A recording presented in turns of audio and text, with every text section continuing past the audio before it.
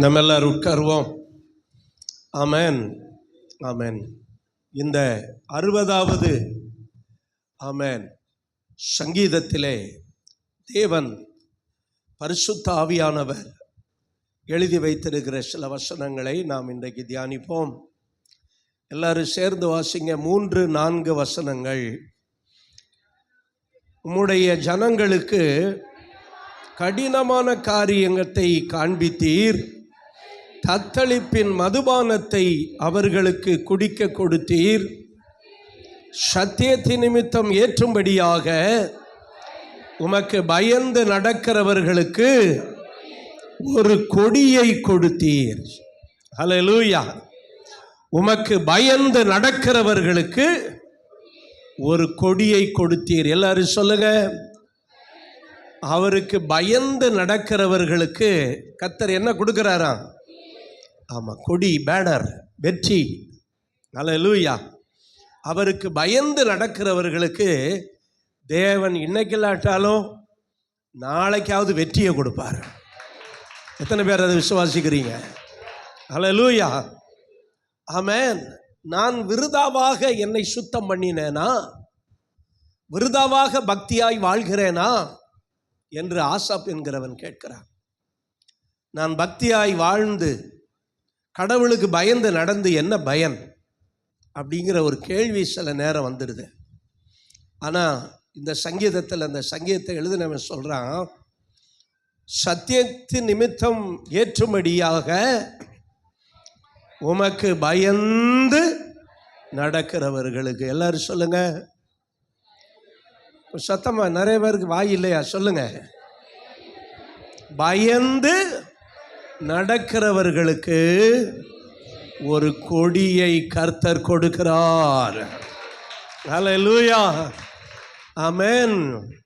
அன்றைக்கு ஒபதியா என்கிறவன் திடீர்னு எலியா அவனுக்கு முன்னாடி தோண்டி சொல்றான், இன்றைக்கு என்னை நான் ஆகாபுக்கு வெளிப்படுத்துவேன், இதை ஆகாபுக்கிட்ட போய் சொல்லு. உடனே ஒபதியா பயந்தான்.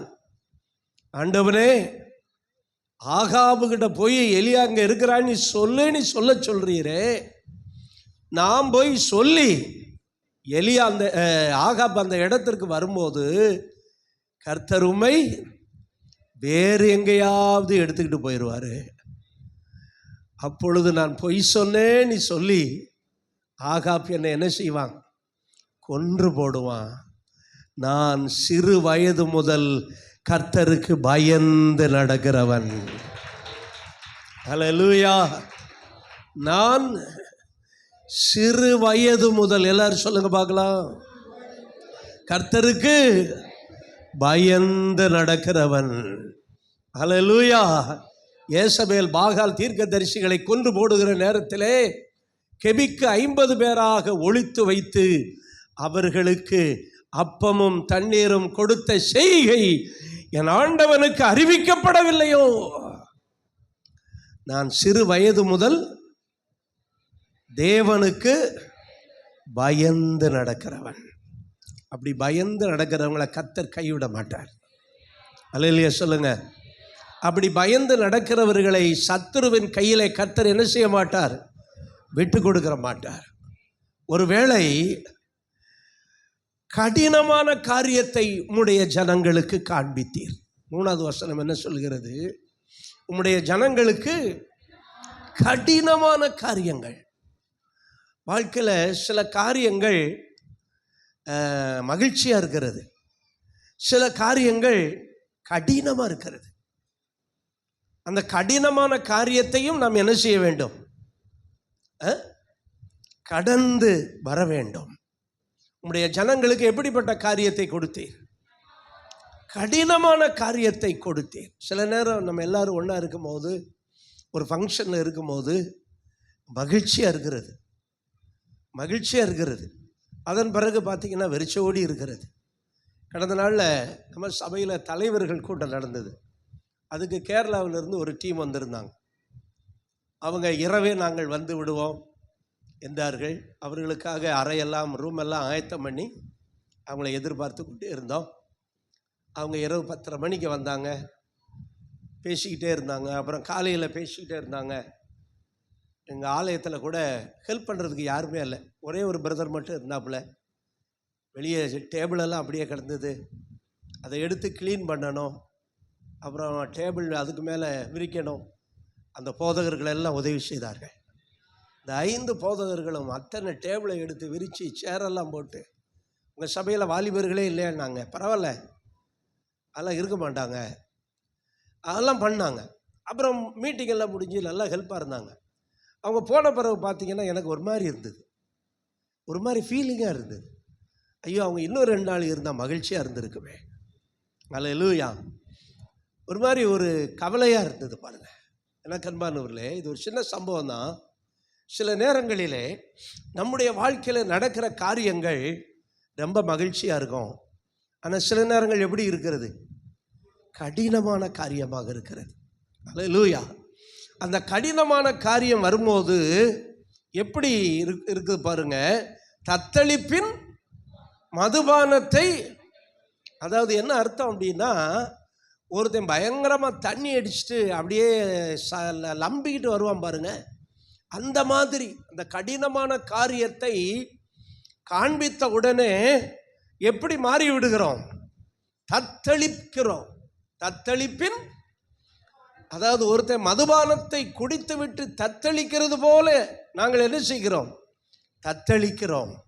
ஆனாலும் அல்லேலூயா, சத்தியத்தை நிமித்தம் ஏற்றும்படி உமக்கு பயந்து நடக்கிறவர்களுக்கு ஒரு கொடியை கர்த்தர் கொடுத்தீர். கரங்களை தட்டி கர்த்தரை மகிமைப்படுத்தல. ஆமென். அருமையானவர்களே, சில நேரம் நம்முடைய வாழ்க்கையில் நாம் எதிர்கொள்கிற பிரச்சனைகள் கடினமாக இருக்கலாம், கடினமான காரியமாக இருக்கலாம். அதனால் நம்ம தள்ளாடலாம், நம்முடைய கால்கள் தள்ளாடலாம். ஆனால் வேதம் என்ன சொல்கிறது? அவருக்கு பயந்து நடக்கிறவர்களை கர்த்தர் கைவிடுகிறவர் அல்ல. அவருக்கு பயந்து நடக்கிறவர்களுக்கு என்ன செய்வாராம்? ஒரு கொடியை கொடுப்பீர்.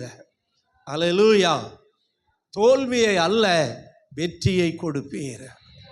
அவருக்கு பயந்து நடக்கிறவங்களுக்கு தோல்வி போல தெரிந்தாலும் அது தோல்வி அல்ல, அந்த தோல்வியில் ஒரு வெற்றியை வைத்திருப்பார். ஆமென்.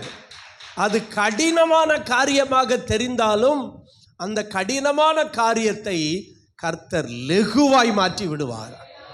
ஏன்னா நம்ம அவருக்கு பயந்து நடக்கிறவர்கள். அந்த ஒபதியாவை போல சிறு வயது தொடங்கி நான் கர்த்தருக்கு பயந்து நடக்கிறவன். இன்னொரு வசனம் சொல்லுகிறது, உமக்கு பயந்தவனுடைய விண்ணப்பத்தை கூப்பிடுதலை கேட்பீர். பயந்து நடக்கிறவர்களுக்கு என்ன கொடுக்கிறீர்? ஒரு கொடியை கொடுக்கிறீர். அல்லேலூயா. கடினமான காரியங்கள் எல்லாம் லெகுவான காரியமாய் மாறி போயிடும். ஆமென். சில நேரம் சூழ்நிலைகள் நமக்கு கடினமாய் தெரியும், ஆனால் கர்த்தர் அதை மாற்றிடுவார். அதை மாற்றி என்ன செஞ்சிருவார்? லெகுவாய் மாற்றி விடுவார். ஆமென். சத்தியத்தின் நிமித்தம் ஏற்றும்படி உமக்கு பயந்தவர்களுக்கு ஒரு வெற்றியை கொடுக்கிறீர். அல்லேலூயா. ஆமென். வெற்றியை கொடுக்கிறேன். தோல்வி போல தெரிந்தாலும் நம்முடைய வாழ்க்கையில் சில முயற்சிகள் தோல்வி அடைஞ்சது மாதிரி தெரியும். தோல்வி அடையலாம், தோல்வியே இல்லாத வெற்றி இல்லை. சில நேரம் தோல்வியில் தான் கர்த்தர் வெற்றியவே கொடுக்குறார். அல்லேலூயா. சிலர் சொல்லுவாங்க, தோல்வி வெற்றிக்கான படிக்கட்டுகள் அப்படிம்பாங்க. அப்போ அது நமக்கு கடினமாய் தெரிகிறது, ஆனால் கர்த்தர் கைவிடுகிறவர் அல்ல. அல்லேலூயா. கடினமான காரியங்களிலும் தோல்வியிலும் என்ன கொடுக்கிறாரு?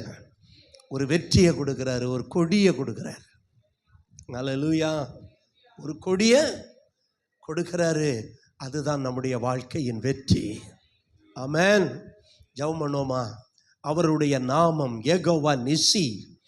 யெகோவா நிசி என்றால் கர்த்தர் நம்முடைய வெற்றி கொடி. கர்த்தர் நம்முடைய வெற்றி கொடி.